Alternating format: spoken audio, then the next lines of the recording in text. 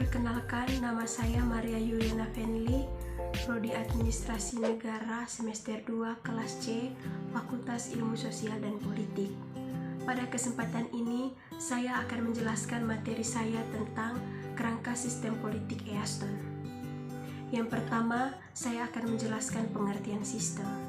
Sistem adalah kesatuan dari seperangkat struktur yang memiliki fungsi masing-masing yang bekerja untuk mencapai tujuan tertentu. Sistem politik adalah kesatuan dari seperangkat struktur politik yang memiliki fungsi masing-masing yang bekerja untuk mencapai tujuan suatu negara. Pendekatan sistem politik ditunjukkan untuk memberikan penjelasan yang bersifat ilmiah terhadap fenomena politik. Pendekatan sistem politik diinspirasi oleh sistem yang berjalan pada makhluk hidup. Dalam pendekatan sistem politik, masyarakat adalah konsep induk oleh sebab sistem politik hanya merupakan salah satu dari sistem-sistem lain yang ada di masyarakat seperti sistem ekonomi, sistem sosial, dan budaya, serta sistem kepercayaan. Sistem politik sendiri juga merupakan abstraksi atau realitas yang dianggap ke alam konsep. Dari kondisi real, kondisi perpolitikan di suatu masyarakat, untuk memahami sistem politik Indonesia, layaknya kita memahami sistem-sistem lain. Maka harus kita ketahui beberapa variabel kunci. Variabel-variabel kunci dalam memahami sebuah sistem adalah struktur, fungsi, aktor, nilai, norma, tujuan, input, output, respon, dan umpan balik.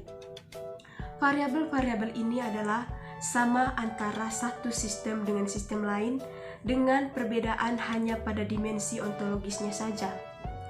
Dalam sistem politik Easton menyatakan 4 asumsi mengenai perlunya suatu bangunan pemikiran yang bersifat umum dalam mengkaji suatu sistem politik.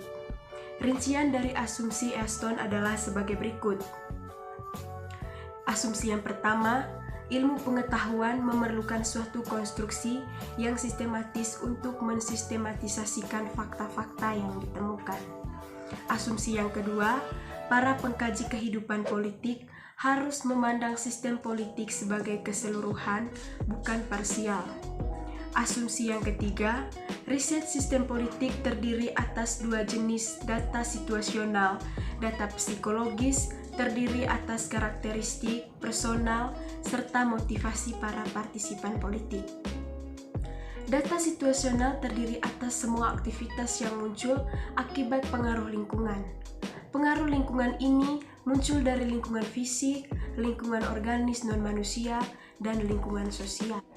Asumsi yang keempat, sistem politik harus dianggap berada dalam satu ketidakstabilan.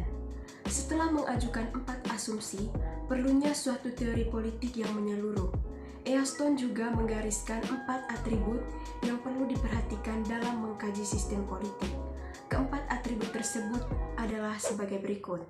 Yang pertama, unit-unit dan batasan-batasan suatu sistem politik.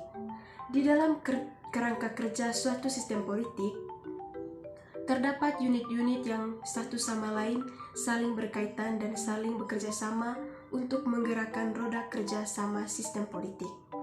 Yang kedua, input-output. Input merupakan masukan dari masyarakat ke dalam sistem politik.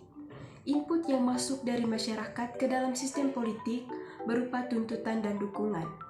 Tuntutan secara sederhana dijelaskan sebagai seperangkat kepentingan yang belum dialokasikan secara merata oleh sistem politik kepada sekelompok masyarakat yang ada di dalam cakupan sistem politik.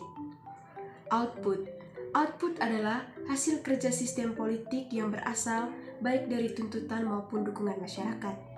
Output juga terbagi menjadi 2, yaitu keputusan dan tindakan yang biasanya dilakukan oleh pemerintah. Yang ketiga, diferensiasi dalam sistem. Sistem yang baik haruslah memiliki diferensiasi kerja.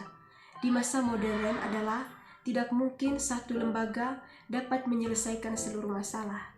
Misalkan saja dalam pembuatan undang-undang pemilihan umum di Indonesia, tidak bisa cukup kondisi pemilihan umum saja yang merancang kemudian mengesahkan.